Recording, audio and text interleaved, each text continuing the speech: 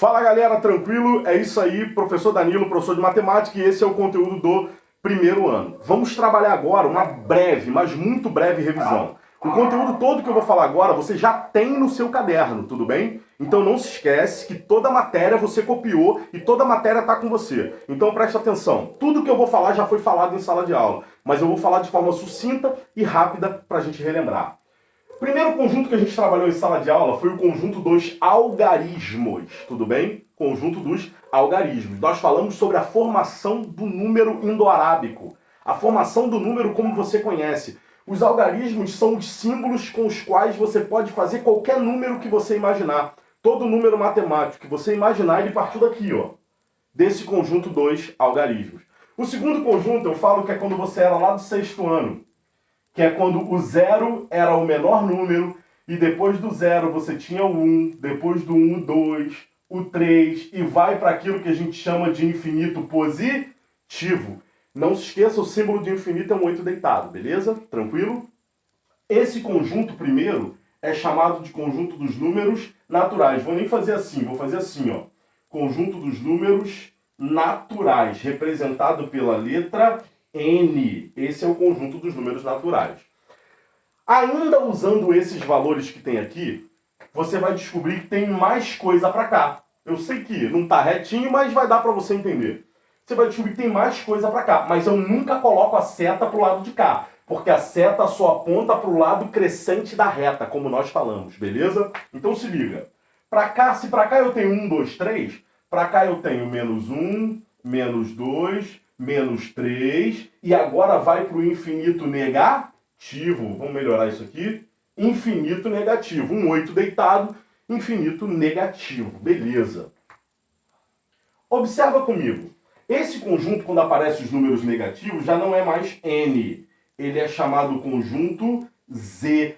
Conjunto dos números inteiros. Não é um Z qualquer, nem um N qualquer, tá? Tem uma diferença para diferenciar como conjunto matemático. Agora se liga, quando começa a aparecer coisas entre os valores inteiros, por exemplo, 0,5, 1,5, 2,5, são os números que nós chamamos de decimais. Esses decimais, eles aparecem entre os números inteiros. Por exemplo, 0, meio, 1, 1,5, 2, 2,5, 3. Danilo, sempre vai ser assim, meio, meio, meio? Não, poderia aparecer 0,1, 0,2, 0,3, 0,4 e assim sucessivamente, tudo bem? São infinitos números entre o 0 e o 1. Agora observa comigo. A mesma coisa que tem para lá, tem para cá, só que negativo. Aí normalmente em sala de aula eu boto assim, ó, menos 1 sobre 2, menos 3 sobre 2, e aqui eu boto menos 5 sobre 2. Primeiro pensamento do aluno. Pô, professor, essa parada aí não é a mesma que você colocou do outro lado não, hein? Isso é diferente. Não é igual. Pensa no que eu vou te dizer. Imagina cada número aqui como se fosse dinheiro. E o traço de fração é a mesma coisa que um sinal de divisão. Então se eu tenho R$1 dividido para duas pessoas, 50 centavos. Só que aqui é menos meio e aqui é meio. R$3 para duas pessoas, 1,50. Só que aqui é menos 3 sobre 2 e aqui seria mais 3 sobre 2. Ou seja, menos 1,5 e mais 1,5. Se eu tenho R$5 dividido para duas pessoas, 2,50. Então é a mesma coisa, só que um é positivo e o outro é negativo. Assim que funciona. Esse já é o conjunto Q, chamado conjunto dos números racionais. Conjunto dos números racionais ou fracionários. São todos aqueles decimais que eu posso, tudo bem, fazer aí a minha divisão e transformar em uma fração. Beleza? Tem um conjunto que não faz parte do conjunto dos números racionais. Esse é o conjunto dos números irracionais.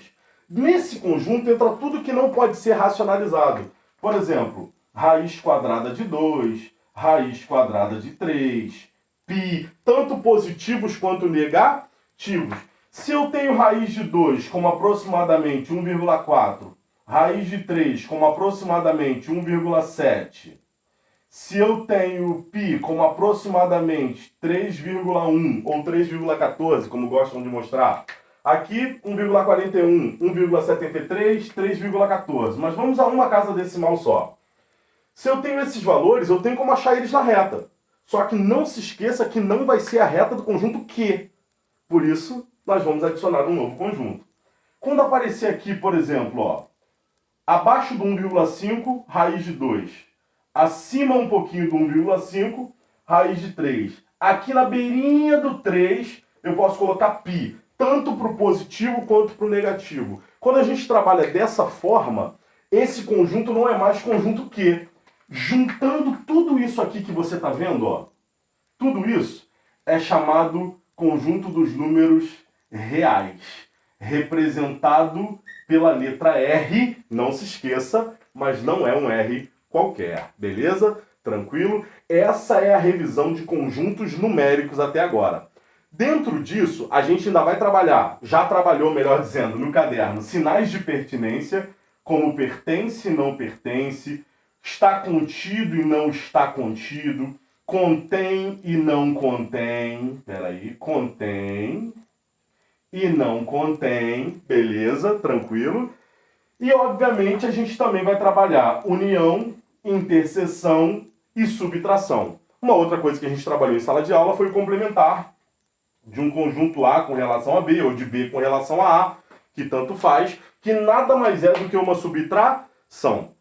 Aí agora a gente vai preparar uma quantidade de exercícios para a gente ver como a gente vai fazer e você acompanha sempre no caderno, tá bom? Tudo que a gente já trabalhou.